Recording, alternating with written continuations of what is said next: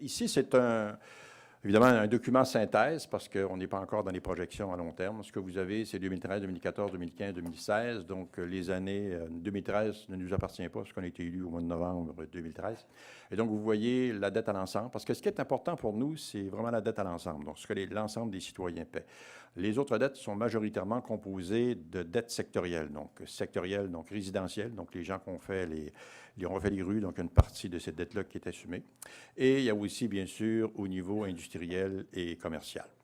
Donc, il est possible que les sectoriels, comme vous voyez, dans le cas présent, augmentent, mais ce n'est pas nécessairement un mauvais signe. Ça veut dire qu'il y a des choses qui se font, et notamment au niveau industriel. Entre autres, on a plusieurs millions de dollars à investir au cours des prochaines années pour faire en sorte que notre parc industriel, entre autres l'écoparc, soit vraiment pertinent et intéressant pour les entreprises qui vont s'y implanter.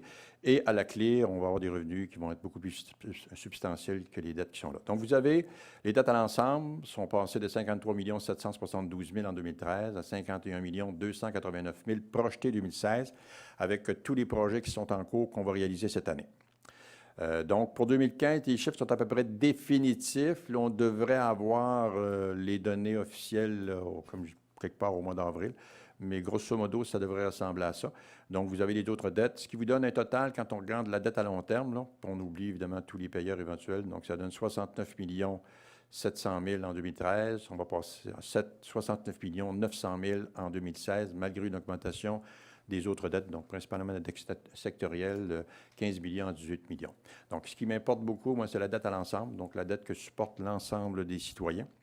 Et vous voyez que cette dette à l'ensemble sur le budget est passée de 91,8 à 81,2 projeté en 2016, et c'est effectivement l'objectif qu'on vise, donc au niveau relatif. Et la dette à l'ensemble sur la population passait de 2010 $ par habitant à 1 910 $ en 2016. Donc, on prévoit une baisse d'environ 100 $ sur 4 ans. Ce sont des objectifs qu'on va tenir. Donc, pour les années 2017 et subséquentes, vous pouvez être assuré qu'on va être très, très, très attentif.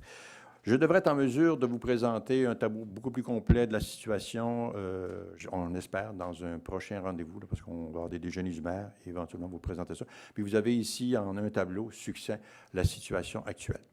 Donc, vous voyez qu'on n'est pas dans une problématique majeure. Au contraire, on a un contrôle absolu sur la dette, malgré les investissements importants que l'on fait. Cette année, on va retaper l'équivalent de 2,7 km au niveau des rues avec le PER.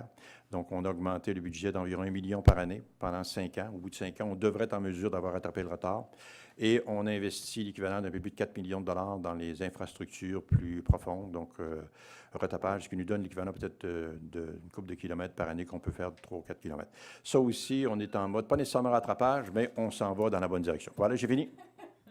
Pour mon intervention, moi, j'aimerais remercier M. le maire pour ces informations-là. J'aimerais rappeler à la population qu'en fait, toute l'information qui est présentée là est toujours publiée comme à chaque année dans les états financiers. Donc, qu'il y ait un résumé qui soit constitué par M. le maire sur son temps personnel, en fait, c'est un ajout, puis c'est très intéressant pour nous de pouvoir en prendre connaissance, mais ce n'est en aucun cas une obligation. Je sais que M. Bessner s'amuse à tenir des échéanciers puis des moments où M. le maire dépose ou non des documents comme ça, mais vous savez que, dans le fond, la Ville est régie par un cadre légal très, très strict et on a à fournir des états financiers. C'est toujours fait en bonne et due forme. Et même, j'aimerais rappeler que dernièrement, vous allez pouvoir enchérir, M. le maire, pour ajouter, mais on s'est assuré de pouvoir soumettre nos états financiers plus tôt dans le processus parce qu'il y avait un enjeu avec l'agglomération qui n'avait pas été élucidé pendant plusieurs années. Puis ça a été réglé pour justement pouvoir les soumettre dans les temps et beaucoup plus rapidement.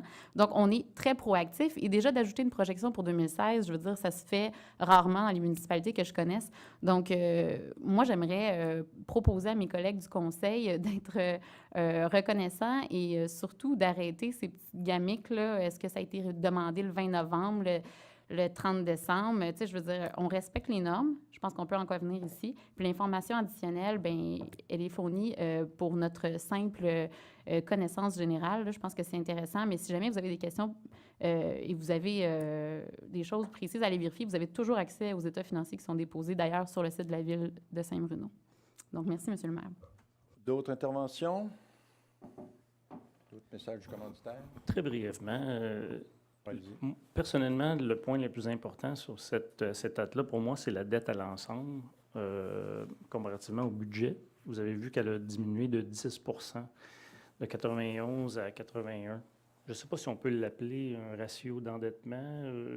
spécifiquement, mais C'est des ratios qu'on utilise normalement dans toutes les municipalités. C'est facilement comparable. c'est la dette versus les revenus. Bien, nos revenus, c'est ça, notre capacité de payer. Donc, qu'elle diminue, c'est une excellente nouvelle.